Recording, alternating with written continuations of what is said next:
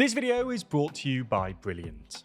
Today, a ceasefire between Hezbollah and Israel begins. Russia makes significant advances in Ukraine, and the TLDR team is in Busan, South Korea, bringing updates from a UN summit aimed at tackling plastic pollution.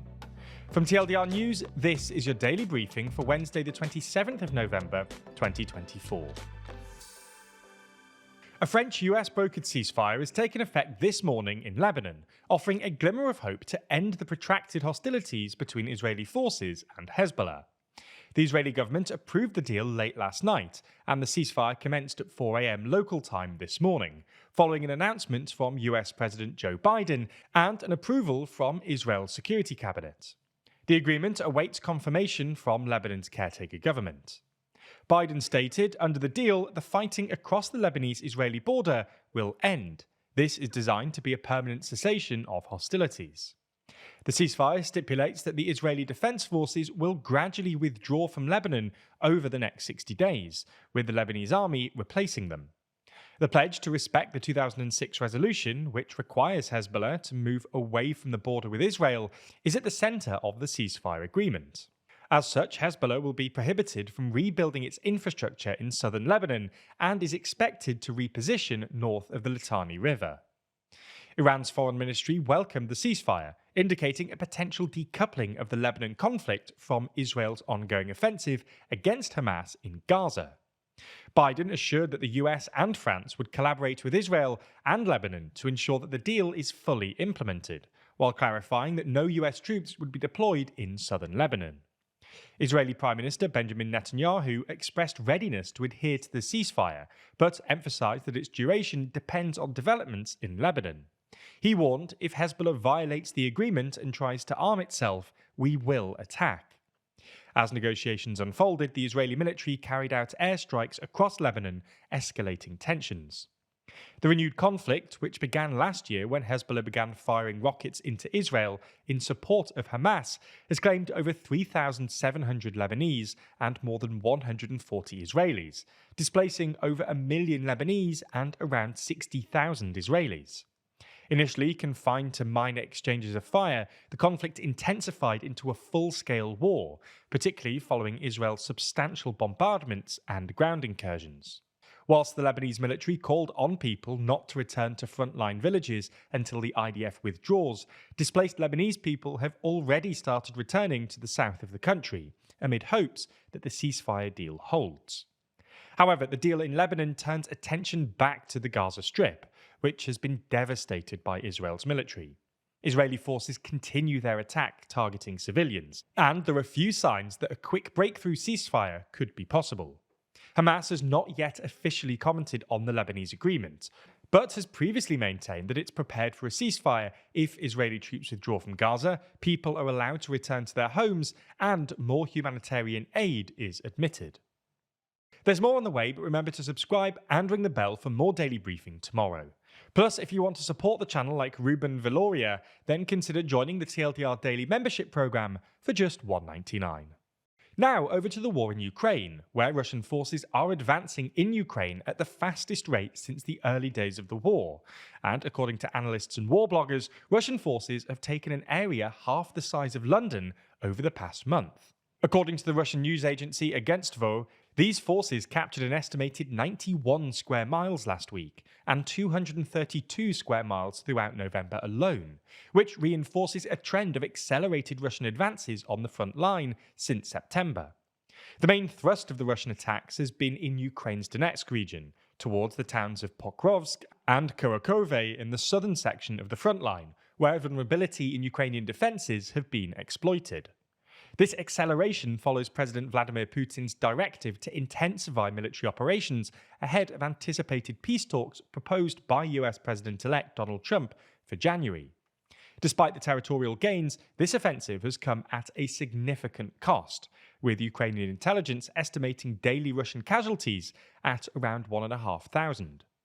The war is entering what some Russian and Western officials say could be its most dangerous phase, with Russia reported to be using North Korean troops in Ukraine and Kyiv now using Western-supplied missiles to strike back inside Russia.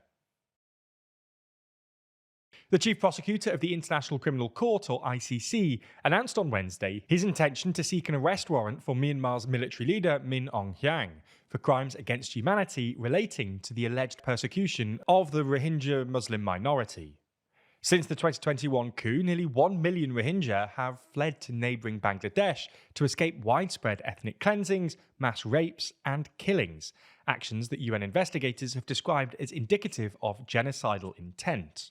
The Buddhist majority government in Myanmar has consistently denied claims of genocide, insisting that its military operations are aimed solely at combating terrorism and do not involve targeting civilians. Although Myanmar is not a member of the ICC, Bangladesh is a signatory, and in 2018 the court ruled that the prosecutor could investigate crimes that were carried out on the territory of a member state, including forcible deportation. In a statement, the ICC prosecutor said his application against Min Aung Hlaing is the first of many against top Myanmar officials, and that more will follow soon. And now we're going to bring you an update written by our team members who are in Busan, South Korea, where a UN summit is attempting to secure a landmark international treaty to tackle plastic pollution. With the week-long INC5 summit reaching its halfway point, a plenary session was convened to provide an update on the progress of negotiations. The INC's chair has said that while there's been limited progress has been too slow, and work needs to speed up significantly, with a substantive draft needing to be ready by Friday to give enough time for legal drafting and consideration by the end-of-week deadline. The chair urged that flexibility and a constructive approach was now more critical than ever, and a passionate intervention by the Panamanian delegate pointed out that some 3 billion plastic bottles had been produced since the summit opened on Monday. Many delegations, including Fiji, the EU, and others, expressed concern about the pace of progress and made pleas for an effective and ambitious treaty to be reached. Some countries, including India and Saudi Arabia, that are resistant or opposed to agreeing cuts to plastic production, intervened to say that the shortage of time should not be used as an excuse to compromise on inclusiveness and consensus. Additionally, oil-producing nations like Kuwait, Iran, and Russia rejected accusations that they've been slowing and hindering progress. Nevertheless, the work continues, and delegates should probably expect some late nights ahead. In the final uplifting story today, we move to Paris, where the Notre Dame Cathedral is almost ready to reopen. Back in 2019, the world-famous church caught fire, destroying around 2/3 of the roof and some of the connected walls. Ever since, France has been meticulously rebuilding the church, trying to make it as faithful to the original as possible. It seems, though, that after almost 6 years of construction, the church will be reopened to the public. Now, that's not to say that the construction is fully complete. It will be completed in 2025, but it does mean that as of the 6th of December, visitors will be able to see the almost 900-year-old church once again. As you've hopefully realised, after an 8-minute video explaining everything from the Israel Hezbollah ceasefire to Russia's advances in Ukraine, you'll have noticed that here at TLDR News, we're committed to helping you learn. Fortunately, the sponsor of today's video shares this commitment and is one of the best websites on the internet to help you learn new skills from the ground up. That website is, you guessed it, Brilliant. Now, one of the best things about Brilliant is, rather than simply throwing information at you and testing you on it, Brilliant teaches you by doing. Each of their lessons is filled with hands-on activities in problem solving that helps you actually play with the concepts. This is proven to be 6 times more effective than simply watching lecture videos. And what's more, Brilliant actually helps you do all of this learning wherever you are. You can complete their lessons on your phone, so you can easily utilise any spare minutes you have in the day with actually worthwhile learning. You can try everything Brilliant has to offer for free for a full 30 days, so click on the link in the description. That way you'll also get 20% off an annual premium subscription.